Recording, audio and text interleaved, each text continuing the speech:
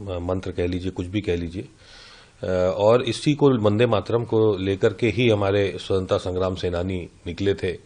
और ऐसे समय निकले थे जब ये गाने के लिए भी आपको जेल हो जाती थी। जेल में आपको मारा पीटा जाता था लाठी डंडों से, जेल में डाला जाता था ये गाने के लिए। तो ये हमको याद रखना चाहिए किस तरह से इसकी जो आत्मा है, उस गाने की जो आत्मा है, उसको हम किस तरह से फ्यूचर में ले जाएंगे। लेकिन एक और पहलू है जिसमें जो भारतीय जनता पार्टी के जो मूल जो आरएसएस है, जो इस गाने को कभी गाया नहीं, जो लोग ये गाते थे उनकी मुखबरी करते थे, तो उसके लिए भी माफ़ी मांगे। उसके लिए माफ़ी मांग करके और कहें कि अब से हम इसकी पूरी इज्जत करेंगे और इसको अपने हर कार्यक्रम में इसी से शुरुआत करेंगे।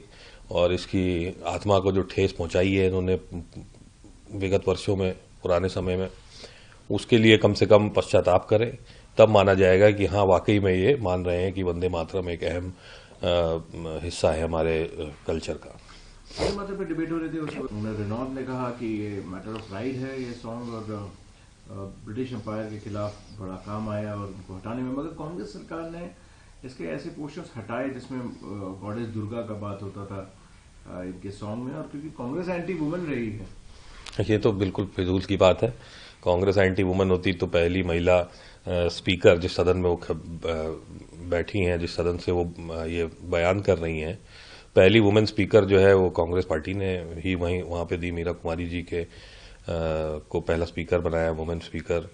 तो ये तो बेकार की बातें हैं। कांग्रेस एंटी महिला रही है। कांग्रेस के अलावा किसी ने महिला प्रधानमंत्री नहीं दी है इस देश को। तो ये कहीं ना कहीं राजनीति करने की बात है। हमारे जिसकी बात हम कर रहे हैं, जिसके लिए प्राइड की बात कर रहे हैं, उसके ऊपर कृपया राजनीति ना करें। इसको अपना इसमें रहने दें, जो देश की आत्मा है, जो देश की जो संस्कार है, उसमें रहने दें और इतने बेकार की बात ना करें।